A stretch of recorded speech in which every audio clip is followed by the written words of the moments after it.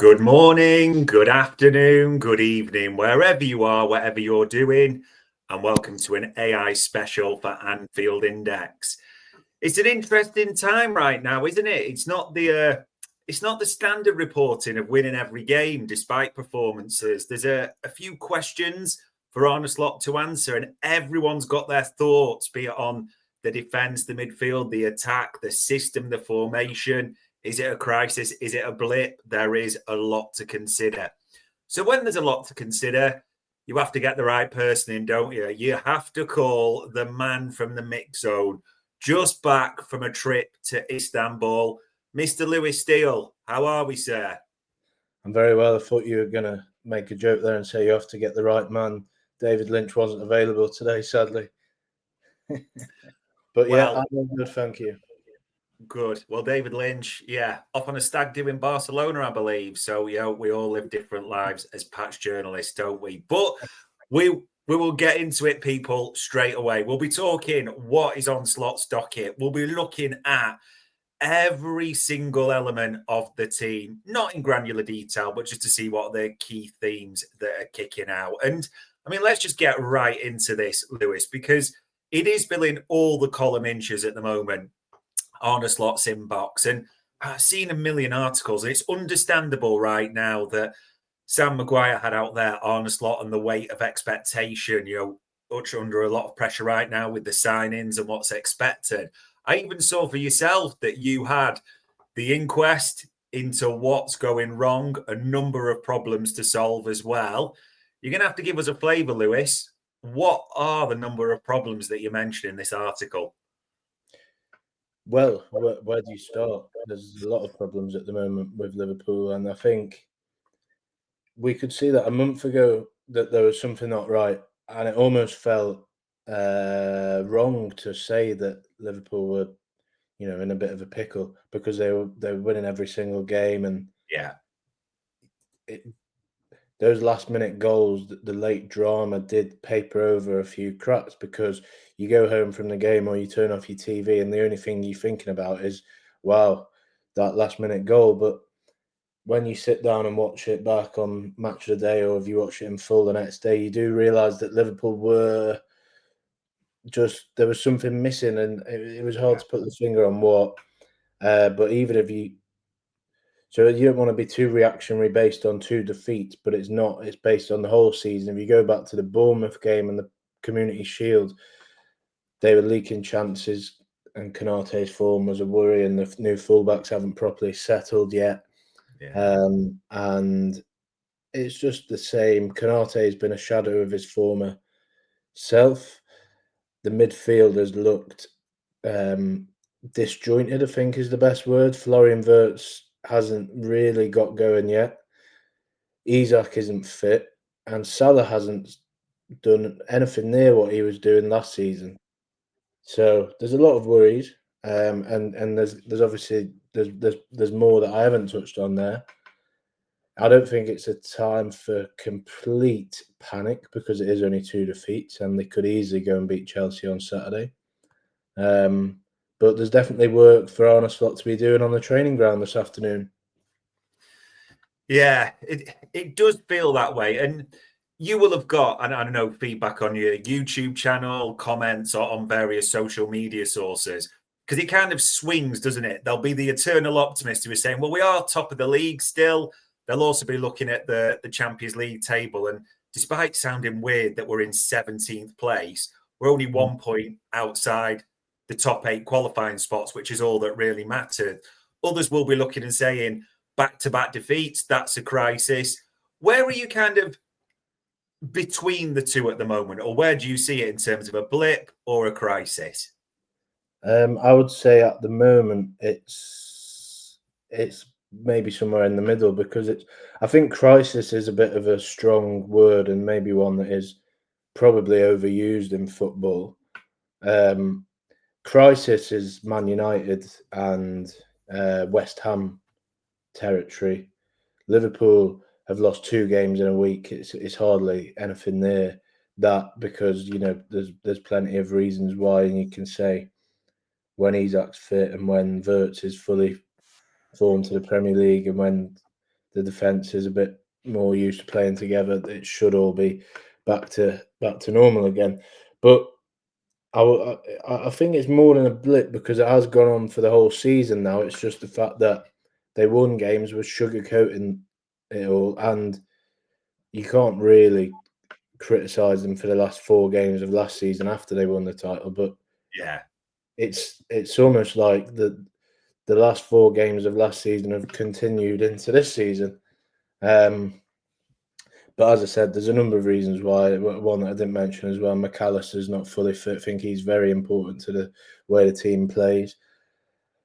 But I don't think anyone really can say hand on heart that they've played anywhere near their best this season, apart from maybe Alisson, who is now injured. I've got to ask you about this, and I'm kind of crossing my fingers here. You might be giving us some good news potentially, but the two who have been in good form recently are, of course, Alisson, who's been saving us time and time again, and Hugo Ekitike, the top scorer. And then obviously you think to Galatasaray, and both coming off the pitch. Any updates? Anything we've heard on these two at all? Well, I think those 2 people on the screen are the 2 people that come out of this week with credit, because without Ekitike at Palace, Liverpool looked terrible, and without Alisson in both games, they would have lost both by bigger scores. So, what's going on? So I was just getting text from some of my colleagues there. Sorry, getting distracted. Alisson is probably out for a few weeks, I would say. Maybe more. We're not sure yet. He's got scans today. Ekitike is hopeful that he can be back for Saturday. Wow. And he seems to think that it was just a bit of cramp. But I wouldn't quote me on that, because it could easily be that he has to sit out of this game. Yeah, Alisson, he's been left out of the Brazil squad, so that doesn't look good at all. No. But this is why they signed Mamardashvili, so let's see what he can do. But if I was Chelsea, I'd be thinking, if Chelsea, Cole Palmer is injured, isn't he? But if you flip it, and I don't know, I'm trying to think of Chelsea players now, but if some of their best players were suddenly out, which they are, to be fair, Liverpool would be rubbing their hands, and Chelsea would be rubbing their hands, thinking we can have a go at this new keeper. This is debut. Let's see what we can do. Yeah, it's true. Thank God, though, when we're talking about Chelsea, it isn't Robert Sanchez as the backup. But yeah, you're also right, Ekitike. And I think as people asked about that, and if I'm right, and tell me if I am on this, that actually you spoke to Ekitike in the mix zone as well on the way through. So there's never a guarantee when a player says it, because a scan can reveal different. But was it him that actually said that to you as well? Well, I actually wasn't there, so I am going off what James Pearce told me, that Ekitike seemed to say that he was hopeful, and also I would say apparently Alisson was giving the thumbs up to people as he walked out, but I would read into that he was just saying hello. Yeah, indeed. We'll see what the scans say. And you mentioned a few sort of halves and different bits there, and we always look for patterns at this stage of the season. And there's a lot of wins early on, which is great. But is it fair to say, I mean, scrolling through these and what you've seen, there isn't many complete performances, is there? It's tended to be like a last minute rescue because of a freak penalty there, maybe a good first half against Atletico, maybe the best first half of the season in the derby, but conceding late on. There's been the odd bit, but it's definitely not been complete performances by any means so far, has it? No, and obviously it's 7 wins from 9, but if things had gone slightly different, it could have easily be like 2 or 3 wins from 9. Yeah. Because Bournemouth could have held on. Newcastle were about 10 seconds from getting a draw. Arsenal was a bit of a dead game where neither team really stood out. What other ones are there? Atletico, they fought back. Everton, that was probably the best performance of the lot, but they were only one James Tarkowski header in the last minute away from getting an equaliser, and Burnley could have easily held out for another minute, and the list goes on. It could have easily been, we could have been sat here, obviously it wouldn't have happened like this, but we could have been sat here saying Liverpool have not won a single game, but because they've needed a bit of luck and a bit of individual magic and mistakes from the other team maybe to get through. But yeah, it's Chelsea away is always difficult, so it's not the sort of game you want if you're coming off the back of this run. You'd want a nice little, I don't know, Leeds at home or something like that. So nice little lower half team at home, but it's not how the fixture this has worked out. So I think I'm not sure whether the international break is coming at the right or wrong time, really, because if they lose, then probably it would be nice to sort of just write a line under it. But if they get the win, you'd sort of think, oh, it'd be nice to have another game on Tuesday to get a bit of a run going again. So let's see what happens.